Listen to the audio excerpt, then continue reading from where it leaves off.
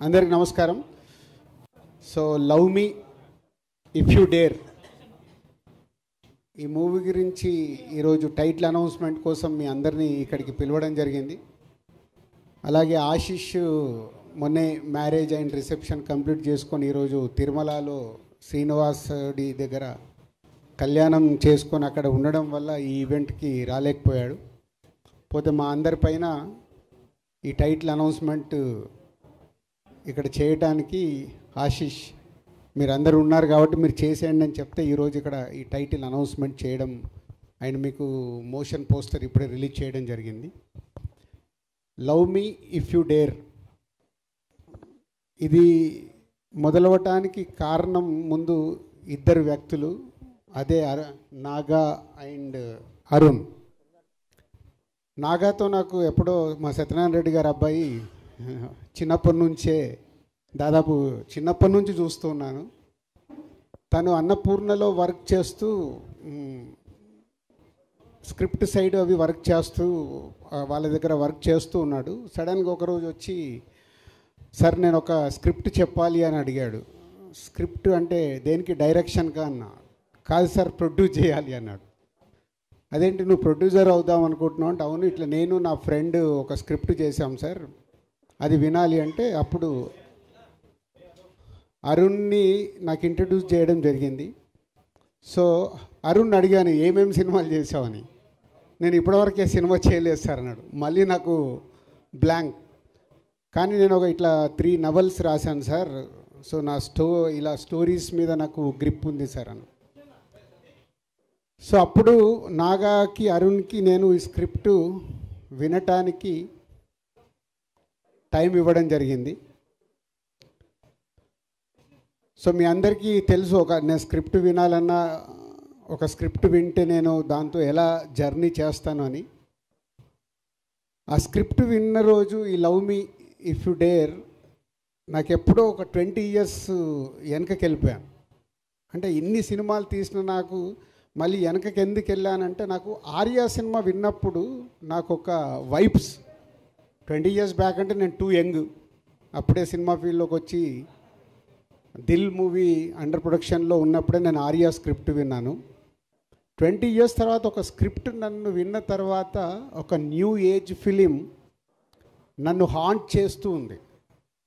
So వాళ్ళిద్దరికి అదే చెప్పాను, అంటే కొత్త వాళ్ళు బాగా రాశారు, ఎలా అనుకుంటున్నారు ఏంటి అంటే, మాకు బాబు సైలెన్స్ అమ్మా, సైలెన్స్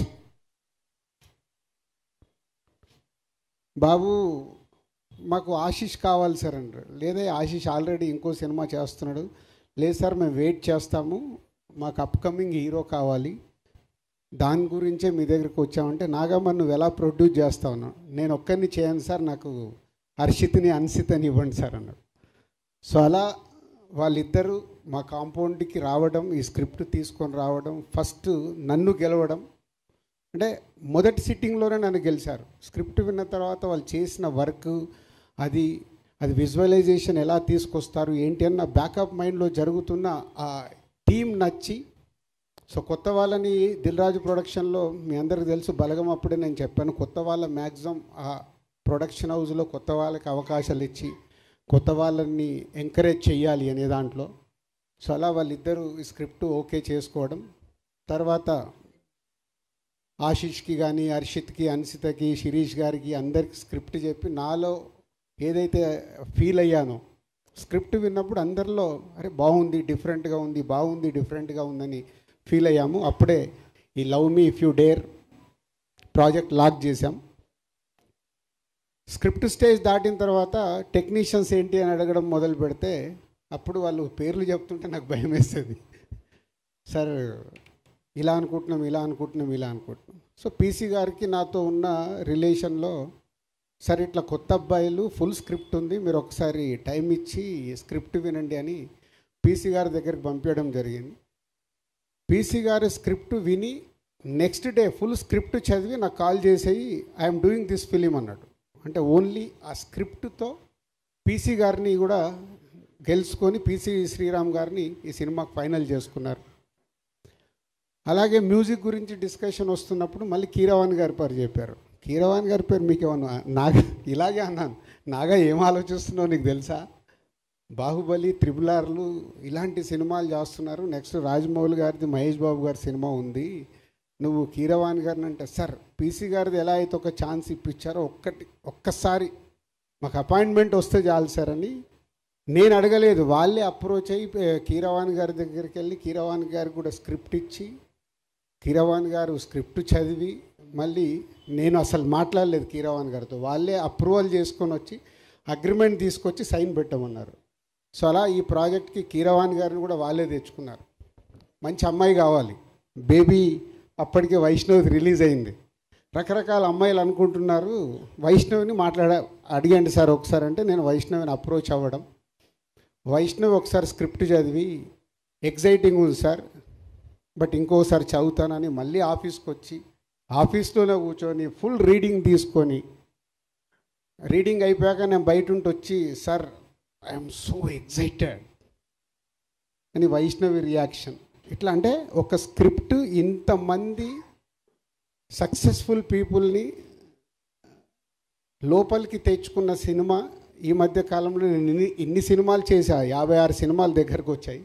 ఒక సినిమా ఇంతమందిని ఎగ్జైట్ చేసిందంటే వాళ్ళు ఎంత హోంవర్క్ చేసి ఉంటారు అరుణ్ అండ్ నాగా అనేది నాకు తెలుసు. రేపు సినిమా చూశాక ప్రేక్షకుల దగ్గర నుంచి కానీ, మీ దగ్గర మీడియా మిత్రుల దగ్గర నుంచి కానీ డెఫినెట్గా ఇట్స్ అ గ్రేట్ అప్రిషియేషన్తో పాటు ఒక వావ్ ఫ్యాక్టర్ జరగబోతుందని నాకు అనిపిస్తుంది.